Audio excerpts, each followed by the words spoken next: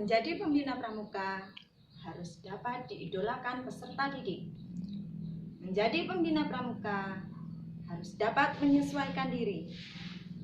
Menjadi pembina pramuka harus cakap, smart, dan kreatif. Ikhlas bakti, bina bangsa, berbudi bawa laksana. Assalamualaikum warahmatullahi wabarakatuh. Salam pramuka. Kakak-kakak peserta kursus, sebelumnya akan saya perkenalkan diri saya. Nama saya adalah Karnilia, bisa dipanggil Kak Emil. Dalam sesi kali ini, saya akan menyampaikan materi tentang metode membina pramuka penggalang.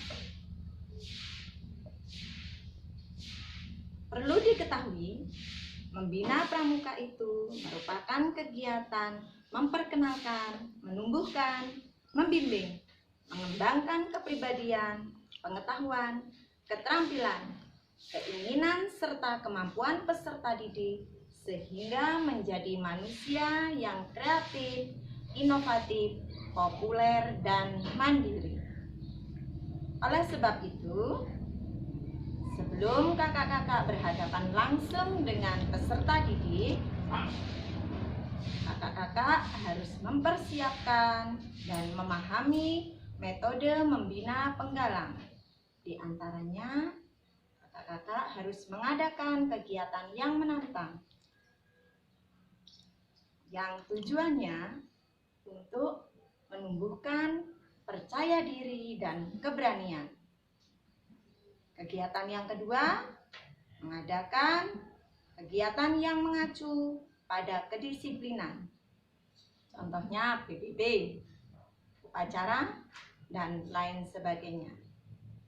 Yang ketiga, jangan lupa setelah melaksanakan uji SKU, SKK, kakak-kakak harus memberikan reward atau penghargaan yang dilaksanakan dengan cara pelantikan. Nah, selain itu, apabila peserta didik melakukan pelanggaran, kakak-kakak juga harus bisa memberikan hukuman. Akan tetapi, perlu diingat, hukuman harus bisa kita lakukan dengan melaksanakan dan memperhatikan kondisi dan keadaan peserta didik. Yang keempat, mengadakan kegiatan yang menguji kekompakan dan kreativitas. Hal tersebut dapat terlaksana apabila seorang pembina memahami 3 prinsip dasar metode membina. Yang pertama, menguasai materi. Yang kedua, menguasai strategi. Dan yang ketiga, memahami psikologi. Mari kita bahas yang pertama, yaitu menguasai materi. Seorang pembina akan mudah melakukan pembinaan kepada peserta didik apabila sudah menguasai materi, memahami materi, kaya akan ilmu pengetahuan dan pengalaman, cakap, kreatif, dan selalu mencari, menggali materi kepramukaan di berbagai sumber. Selain itu, yang sangat penting, seorang pembina pramuka harus memahami ADART, gerakan pramuka yang baku. Yang kedua, yaitu menguasai strategi. Seorang pembina selain menguasai materi, juga harus memiliki kemampuan untuk membuat strategi yang baik dan sesuai bagi peserta didik, dan tentunya dapat diterapkan dalam situasi dan kondisi peserta didik itu sendiri. Contohnya, strategi membina, strategi merencanakan, strategi mengevaluasi, strategi menjalankan kegiatan, dan tentunya seorang pembina harus mempunyai kemampuan menggunakan media sesuai dengan perkembangan zaman. Yang ketiga, yaitu memahami psikologi. Pembina pramuka harus mengetahui dan memahami ilmu perkembangan peserta didik sesuai dengan profil peserta didik itu sendiri. Salah satu contohnya, siapa itu penggalang? Apa ciri-ciri dan sifat penggalang? Bagaimana pengalamannya?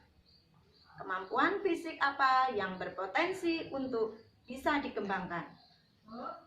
Medan yang bagaimana yang sesuai dan cocok untuk pramuka penggalang, dan tentunya masih banyak lagi yang harus diketahui oleh seorang pembina terhadap peserta didiknya.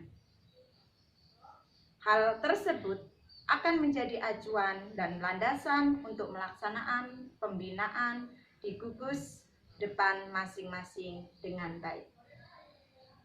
Nah, ketiga prinsip dasar tersebut sebagai modal seorang pembina untuk melakukan binaan. Selain itu juga ada hal yang sangat penting yang harus diperhatikan oleh seorang pembina. Hal tersebut adalah pembinaan dengan sistem AMONG.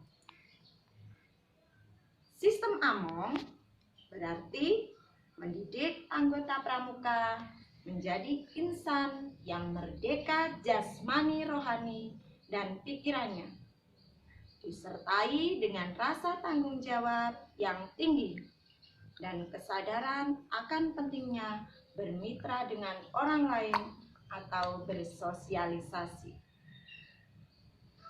Prinsip sistem AMONG tersebut telah dilahirkan oleh Bapak Pendidikan kita, Ki Hajar Dewantoro, yang isinya antara lain Ingarso Suntulodo, artinya di depan memberikan teladan. Ing Madya Mangunkarso, yang artinya di tengah membangun kemauan. Tutwuri Handayani, yang artinya di belakang memberi dorongan dan motivasi. Kakak-kakak peserta kursus, berikan kepercayaan Anda kepada semua peserta didik, utamanya kepada PINRU atau pimpinan regu, untuk memiliki peran sebagai tutor sebaya. Yang terpenting, pasca kursus ini, aplikasikan ilmu yang sudah kakak-kakak dapatkan di satuan binaan gugus depan masing-masing. Selalu semangat dan jadikan gugus depan sebagai laboratorium bagi kakak-kakak untuk berekspresi dengan sejuta aksi.